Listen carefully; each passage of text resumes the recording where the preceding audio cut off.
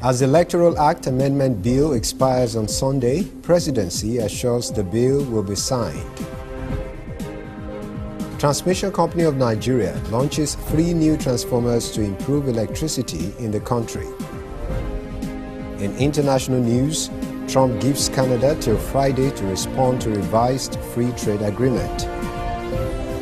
And in sports, Nigeria wins International Cricket Council African Under-19 Championship.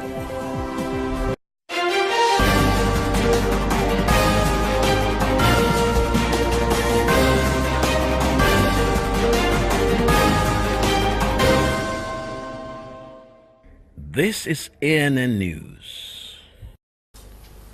I am Rotimi Akintunde. The Independent National Electoral Commission, INEC, has submitted an adjusted budget of 143 billion naira on Tuesday for next year's general election in line with the directive of the National Assembly Joint Committee on INEC. The electoral body had indicated a preference for an approval of its total budget of 189 billion naira in its interface with the committee. President Muhammadu Buhari had asked the legislators to approve 143 billion naira of the budget funding from some projects in the 2018 budget, while the balance will be captured in the 2019 budget, which he would forward before the end of the year. Chairman of the National Assembly Joint Committee on Election Matters, Suleiman Nazif, confirmed that INEC had submitted a new budget document reflecting 143 billion naira as originally requested by the President. Nazif said a subcommittee has been established to consider the details of the new budget submitted by INEC.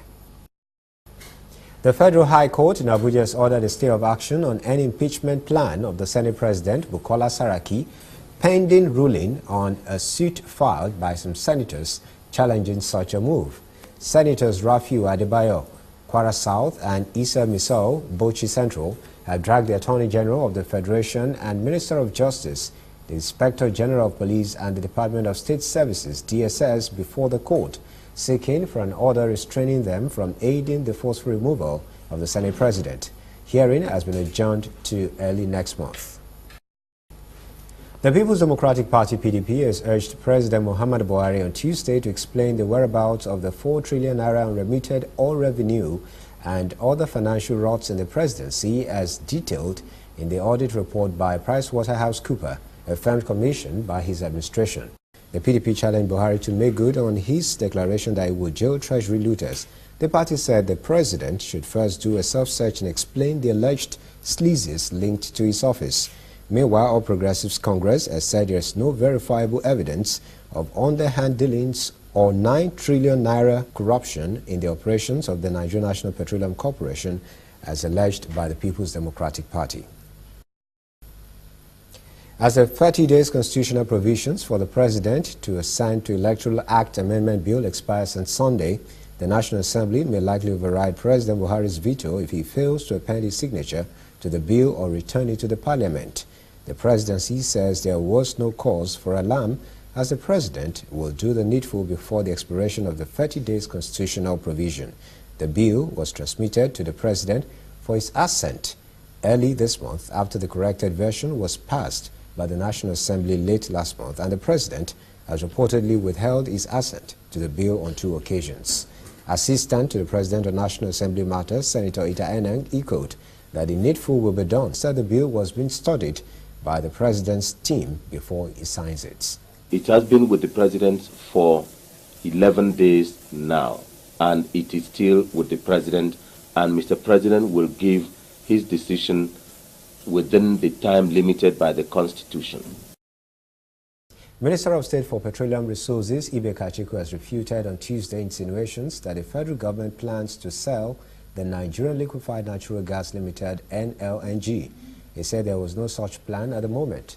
Kachiku, while responding to a question on the matter, said, quote, "We are not aware of any plan by the federal government to sell NLNG." Vice President Yemi Osinbajo said that the federal government no longer has the resources to fund the National Health Insurance Scheme. He said the government was seeking funding from the World Bank and the Bill and Melinda Gates Foundation to provide better health insurance coverage for Nigerians. While attending to Nigerians in Minneapolis, he said, quote, "On improving the health budget at the state and federal levels, the focus is on trying to do the national health insurance because funding healthcare through budgeting has proved to be practically impossible. Less than 7 million out of 180 million Nigerians are covered by the NHIS. Most of them are federal government workers. The Transmission Company of Nigeria stepped up to boost electricity supply in Nigeria with the commissioning of 3 new transformers in Lagos, Niger and Ekiti states. The new power transformers will increase electricity transmission capacity in the country. TCN spokesperson Didi Mba said on Tuesday that newly installed transformers were in addition to the several power transformer projects executed in the last 1 year in various substations across the country. She said installation of the new transformers was pursuant to the present administration's policy to transform the power sector for the country's economic growth and development. Borno State Health Commissioner Haruna Shela has said acute watery diarrhea has hit the state with more than 1,000 cases in more than 10 local government areas. He said 25 patients have been hospitalized, attributing diarrhea and other waterborne disease outbreak to open defecation and poor sanitary conditions in the internally displaced persons camps and communities. He said no one has died from the disease, but there must be public awareness on personal hygiene and sanitation to prevent outbreaks, diarrhea and other waterborne diseases like cholera. No fewer than 13 local government areas in Kebbi State have been seriously affected by flood after torrential rainfall in their areas. Acting Director of State Emergency Management Agency Abbas Kamba said that the National Emergency Management Agency had already visited the farmlands and major communities in the state. The communities have been noted for assistance in collaboration with the National Orientation Agency and the State Ministry of Health to sensitize people to avoid drinking the waters from contaminated open wells. President Buhari has sent his condolences. The governor advised people in the flood-prone areas to desist from constructing and building on waterways to prevent future occurrence. The Nigeria Labour Congress has assured Nigerian workers of the payment of the reviewed minimum wage before the end of the year. The General Secretary of the Nigeria Labour Congress, Peter Ozo-Eshan, said the tripartite committee involved with the review of the wage will conclude its work next month. Ozo-Eshan stressed that state government mismanaging their funds have no excuse not to pay salaries. He said Nigerians must start demanding for the dividends of democracy from their leaders. Meanwhile, in order to boost housing development in the country, the Federal Mortgage Bank of Nigeria, in partnership with trade unions, has finalized plans to commence the implementation of a national affordable housing delivery program for Nigerian workers. This includes 200 houses in each of the 6 zones in addition to Lagos and Abuja.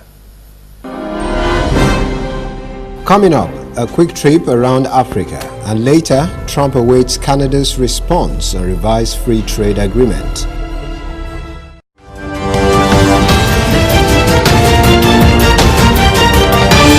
You are watching ANN.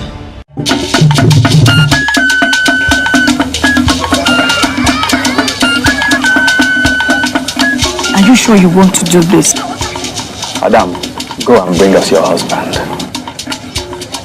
Okay, hello baby. We're in this together, okay? Can you hear me? Keep coming forward. Wait, stop. You okay, lean to your right. Keep walking down, keep walking to the left. Yes. You're almost here. Keep going. You are here. Wow, you did it. I'm just so glad I didn't have to use my cane to do this. And I am so glad no other man got you before me. Let me be your eyes. We will never stop working to give you a network you can rely on, so you can enjoy life's special moments. MTN, everywhere you go.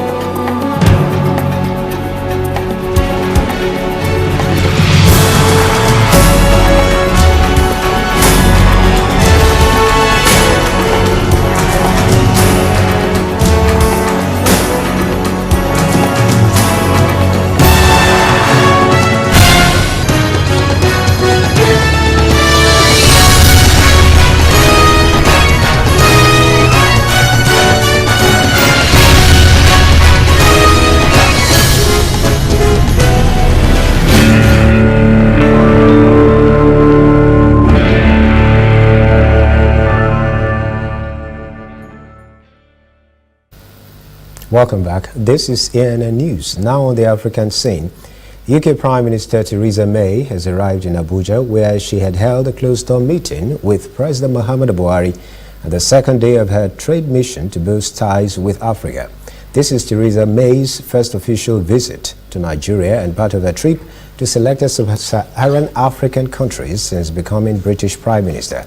She was in South Africa on Tuesday, where she met with President Cyril Ramaphosa and pledged more than $5 billion as an investment aid to Southern African nations to create employment for youths.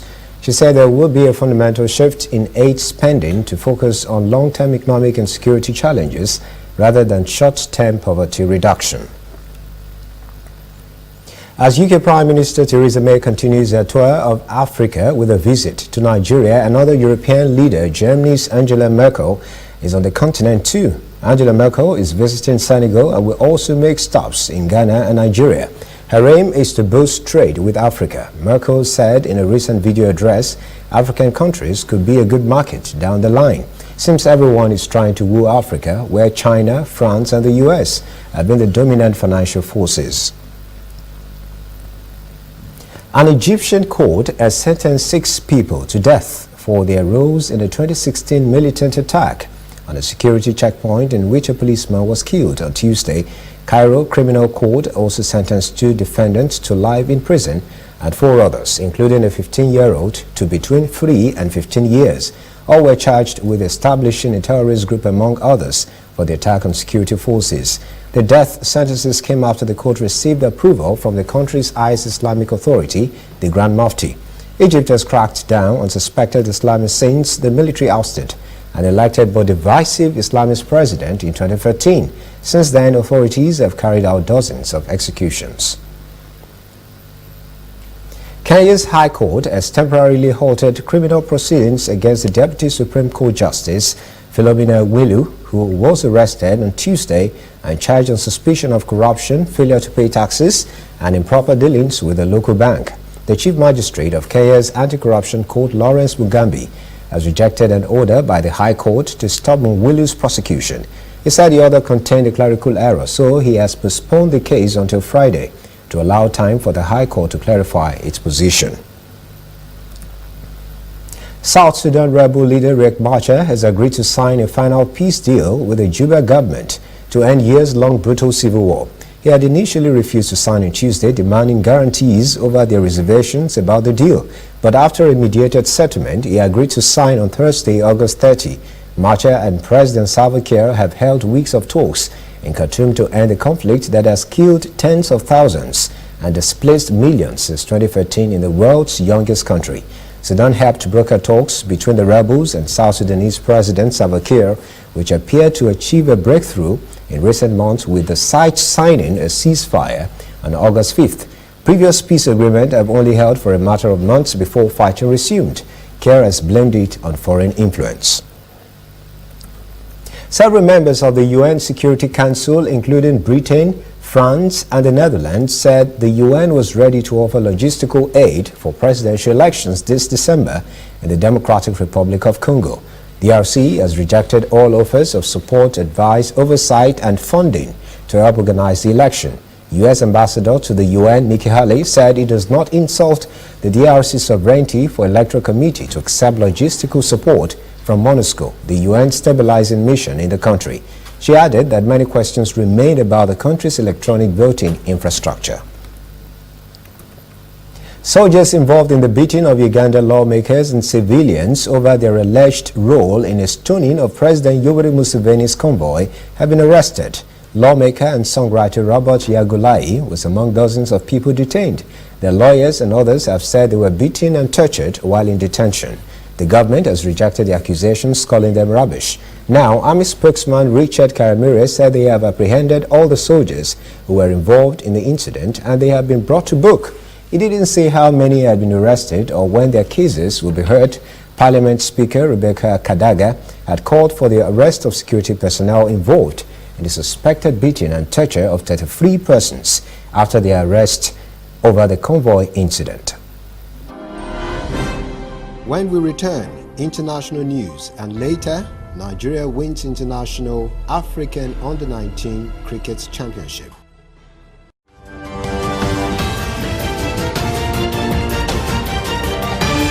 You are watching ANN.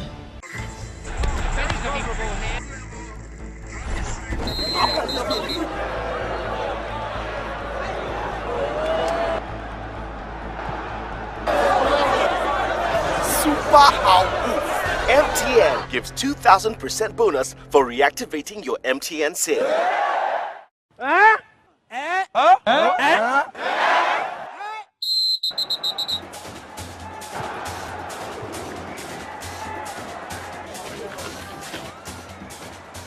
That's right. If you haven't used your MTN SIM for 45 days or more, recharge now and get 2,000% bonus. That's right, 2,000% bonus for your first recharge of every month.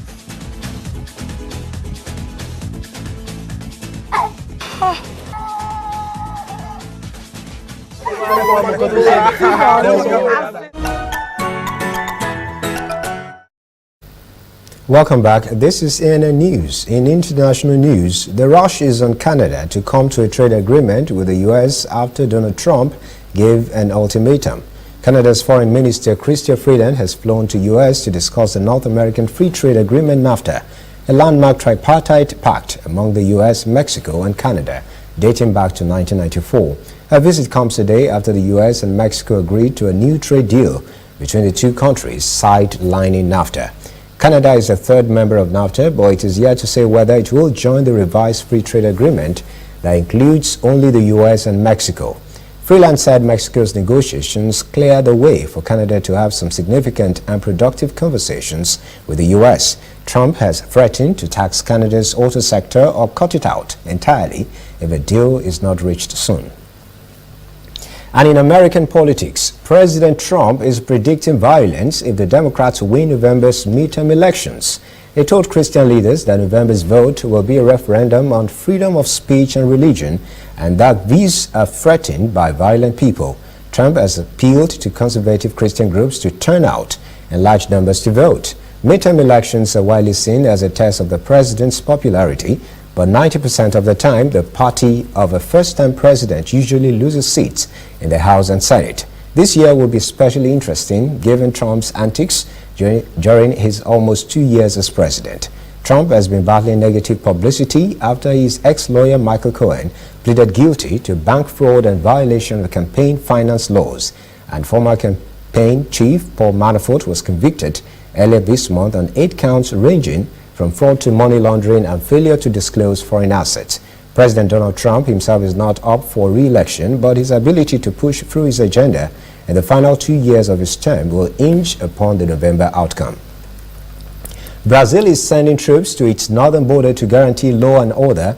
There is an ongoing crisis which is seeing thousands of Venezuelans attempting to cross into neighboring countries. On Tuesday, Brazilian President Michel Temer signed a decree to deploy armed forces to Roraima, saying the wave of migration is a result of the terrible living conditions to which Venezuelan people have been subjected. The Guarantee of Law and Order decree, where the armed forces are authorized to take on policing duties, will go into effect from Wednesday. At least 40 French boats tried to stop 5 larger British boats from fishing 12 nautical miles of the Normandy coast. Fishing boats collided and stones were thrown, but no one was injured. UK boats are entitled to fish in the Scallop Reach area, but their presence has angered the French, who accuse them of depleting shellfish stocks. Now UK fishermen are demanding government protection, while the French bemoan the loss of a primary resource. Thousands of music fans gathered in Detroit, Michigan on Tuesday to bid Aretha Franklin farewell. Franklin's coffin arrived at the Museum of African History there, surrounded by colorful roses and a selection of her gospel recordings. Hundreds of people from across the country and even foreign visitors lined up to pay final respect. Franklin died from pancreatic cancer this month at the age of 76. Franklin's funeral will take place on Friday at the 4,000-seat Greater Grace Temple in Detroit. Former U.S. President Bill Clinton, who is Aretha's friend, and singer Smokey Robinson will also speak at the service. Up next, sports. Stay with us.